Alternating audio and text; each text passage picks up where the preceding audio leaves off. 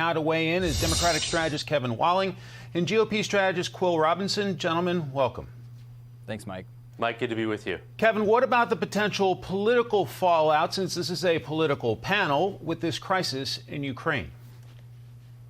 Well, certainly there are political ramifications with this. We saw, as you reported, the vice president heading back from the Munich security conference.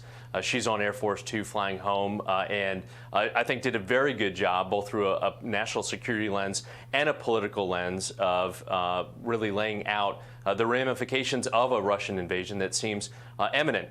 We are getting more and more intelligence that for example, the exercises with Belarus and Russia that were set to expire are continuing. That is happening just 2 hours away from the capital of Kyiv. So there are a lot of dangerous elements that we're seeing. The Olympics are over, that security conference is over. So now we're heading into the headiest period involving this crisis, and there are certainly, obviously, implications domestically here for politics heading into the midterm elections, certainly. Quill, President Biden didn't choose this crisis, but he will certainly get graded on it, right? Absolutely, and I think one of the things that comes to mind for me is what could have been done to prevent the place that we're at today. President Biden, for a long time, refused to actually apply pressure to Germany when it came to the Nord Stream 2 pipeline. I think that that's something that's incredibly important now as we're looking at the situation on the ground, because obviously this is Europe's backyard. This is not our backyard. And so I think, you know, it's a question right now how we are going to respond to Russian aggression on the border with Ukraine. But the big question is what our European allies are going to do, because ultimately this is more their burden to shoulder. To the trucker protest in Canada, Kevin, did Prime Minister Justin Trudeau go too far in invoking emergency powers? Well, time will tell, certainly. I think, obviously, it was a political headache for him in terms of the imagery coming out of Ottawa.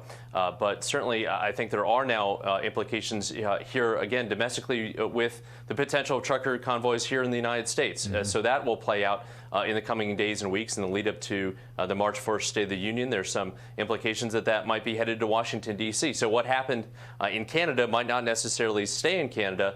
So time will tell in terms of the hit that will take on Prime Minister Trudeau. But what I'll say, and we've talked about this before, Mike, the vaccine is highly effective. Over 4 billion people on the planet have taken that vaccine.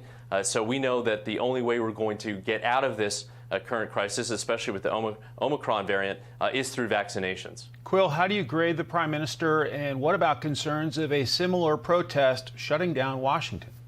Sure. Well, I agree with Kevin that it is a modern-day miracle that we have this vaccine, and I think that people should go out and get it. But ultimately, that's not what this is about. This is about government mandates. This is about the government telling you what to do with your own body. And I think this is why so many Canadians are outraged. And despite the efforts on the part of Prime Minister Trudeau to try to paint this as far-right radicals and anti-vaxxers, ultimately these are people who are rising up and saying the government does not tell me what to do with my body. And I think, I think Prime Minister Trudeau is getting rightful backlash for his very aggressive response to these people who are standing up and making their voices heard. And I think there is a risk in the United States that if the Biden administration and progressives don't back off these aggressive mandates, that there could be a similar response. To the Olympics in Beijing, and we can put the overall medal count up on the screen. It seems many Americans struggled to get fired up about the Olympics.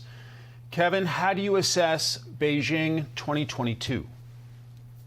Well, Mike, I think it was a complete failure on behalf of the international community, specifically the IOC, to even have the games in China. You have played some graphics from the closing ceremonies where they're saying we're one people, united. We are not. And the fact that this took place during a genocide active in the country against ethnic Uyghurs was a disgrace. And I think that's one of the reasons why you saw the number of American viewers, for example, plummet as compared to previous games, not just Summer Olympics, but certainly Winter Olympics as well. So I think there's going to be a lot of self-reflection coming out of these games, both in terms of the media partnerships with NBC, others, as well as the IOC in terms of where they move next with hosting these Olympics going forward. You know, as a Greek American, I'm typically all in on the Olympics. Quill, is it the Chinese regime, not as much American star power? Why did the Olympics fall flat with so many people? I think that the CCP saw this as an opportunity to boost its image on the international stage, but ultimately as a complete failure, as Kevin pointed out.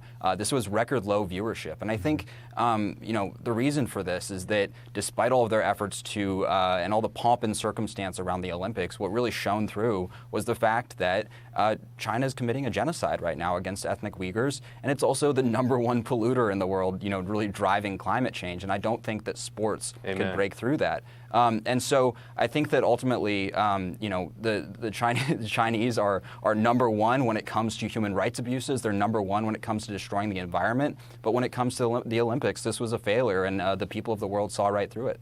It'll be interesting to see if going forward, if the United States and others can pressure the International Olympic Committee to basically make sure that it's a reward to host an Olympics, not given to those who are offenders on the world stage.